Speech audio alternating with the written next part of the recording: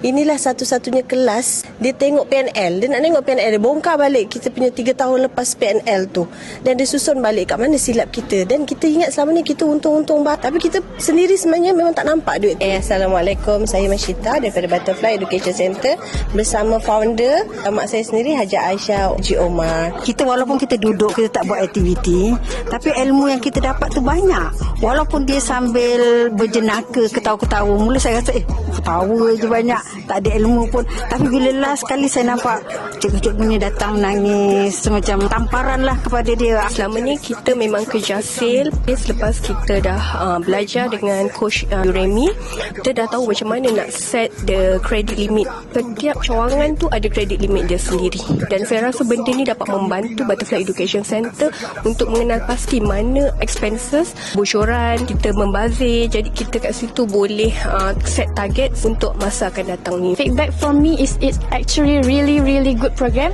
I come as a management team. I come to learn what I should do in my position. Memang sangat-sangat membuka minda saya terus berbakti kepada syarikat saya, itu Butterfly Billion Sdn Bhd. Pada saya memang program Bright Code ni menjadi keperluan kepada semua business owner, sebab dia menerangkan, menyusun balik strategi tu secara personally, membuka mata kita mana jalan yang perlu dilalui.